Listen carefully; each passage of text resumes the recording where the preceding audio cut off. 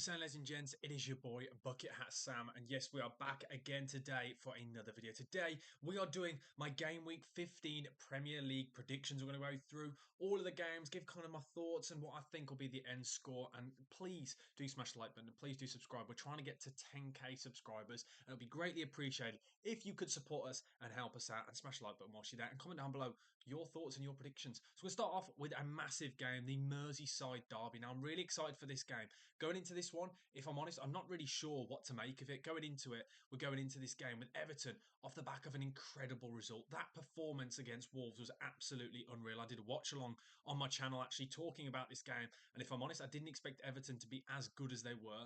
They're going into this, though, with one win in the last five. And Liverpool off the back of a draw against Newcastle, which was kind of not really expected. It came out of nowhere. But still, even though Everton had that good performance and good result, I don't think they're going to win this one personally. And I think there's going to be pressure back on Sean Dyche. I think he kind of had a bit of breathing space because they were in and around the relegation zone. And that game against the Wolves was kind of a moment where it was kind of like the sliding doors moments. And it's which road are they going to go down? And I think he's kept his job and got the fans off his back for a little bit. But they find themselves currently in 15th. But I do think they're going to lose this one. Liverpool have got just too much firepower. And I expect Trent to start because I thought it was quite odd that they didn't start Trent in that last one. So I'm going to go for a 2-0 Liverpool away win. Next, we are going for Brentford versus Newcastle. Newcastle off the back of two draws on the bounce, but that was a good result against Liverpool. The performances haven't really been great so far this season, if I'm honest. They've been very all over the place. They currently find themselves in the bottom half of the table against a Brentford side who are the most frustrating team. Their form at home is incredible. Their away form is absolutely dreadful. They've got 1 point on the road and they're coming off the back of a loss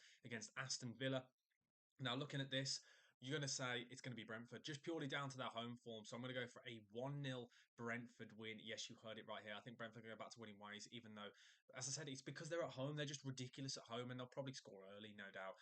Next, we're talking Aston Villa versus Southampton. Aston Villa hadn't won in 9 games before this week, but they got a vital win this week against Brentford, and it was a convincing win as well. The performance was really good. So going into this, Aston Villa in 8th and Southampton are rock bottom at the league with no wins in the last 4 games, getting 1 point in that time. Southampton for me are a really frustrating team. They play some really nice football. They're lacking in the end product and they have so many errors leading to goals. It can be quite a frustrating team to watch, but they're also great. They're good vibes. If you as a neutral, it's a brilliant time to watch Southampton because there's always going to be goals. So I presume they'll score as well because Aston Villa also don't keep clean sheets. So I'm going to go for a 3-1 Aston Villa home win here. I think it's going to be a convincing performance again. And I think all the Villa fans that are kind of getting onto Unai Emery's back will kind of back down a little bit because they're currently sat 8th in the league. I think it's a really good start to the season. I know a lot of Villa fans are expecting more with the fact they've only got 1 win in the last 5 games in the Premier League, but they're doing well in the Champions League. They're doing well in the league. I think it's difficult. You always get kind of that lag effect, don't you, when you get into the Champions League? And their form in the Premier League will always take a hit. You saw what happened with Newcastle. You've seen it with so many other teams when Leicester first got in there. And you hear what I listened to an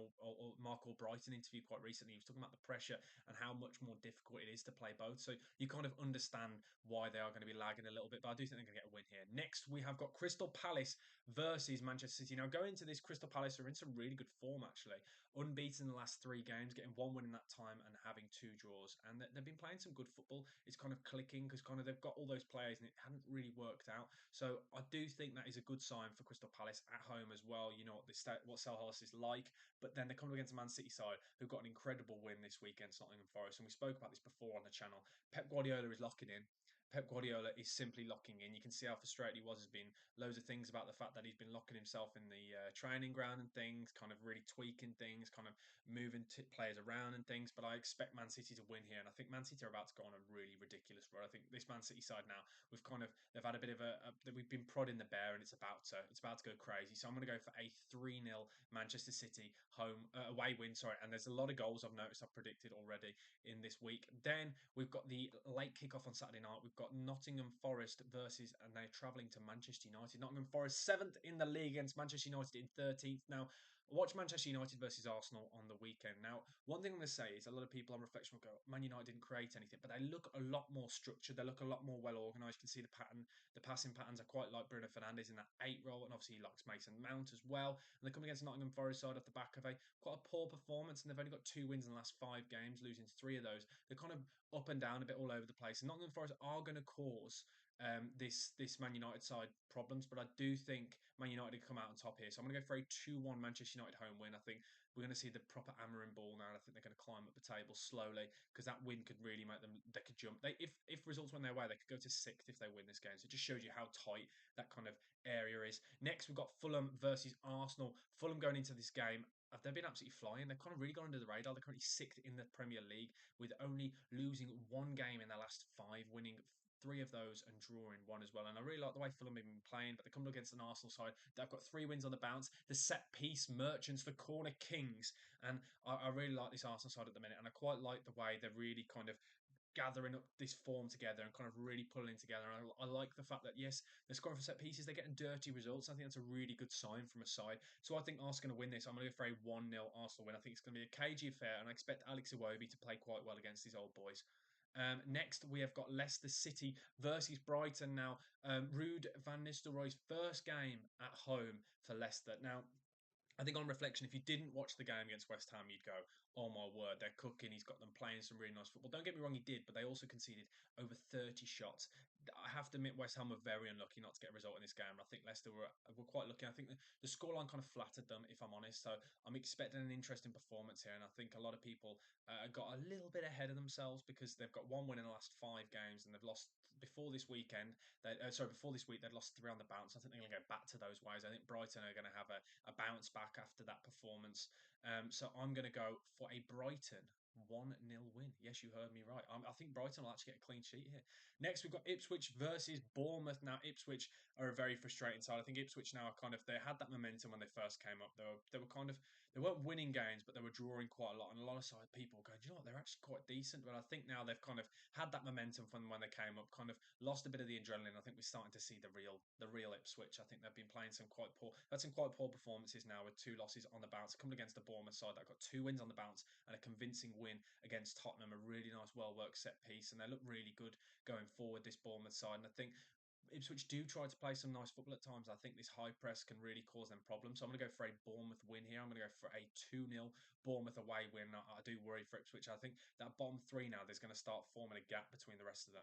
And next, then, we have got probably arguably the biggest game of the game week. They're going into this game, Tottenham versus Chelsea. Now, Tottenham, who are 10th in the league off the back of that, really devastating loss to Bournemouth. And the fans were booing Ange Postecoglou. They said Ange Posta no clue. That's what some of the fans were shouting at him. The pressure on him right now, it's getting quite toxic, and they've got a travelling Chelsea side coming their way. You're unbeaten in the last five with three wins on the bounce. This Chelsea side are absolutely relentless, and they're going in with the away form. They broke the record this week against Southampton with the highest ever XG recorded from an away side. This team is absolutely relentless, and I think they're going to carry on this form. I do worry for Spurs in this game. I think Chelsea are going to batter them here. I'm going to go for a 3-1 win. Yes, you heard me right. Chelsea 3-1. I think then the pressure is really going to mount on this Ange Postecoglou side. If the results go their way, I think Man United will be above Tottenham in the league. Yeah, you heard me right. And I think maybe, you never know, could get sacked. But talking about sackings, we're going to talk about the final game of the game week. The El Sacico is what people are calling it. West Ham,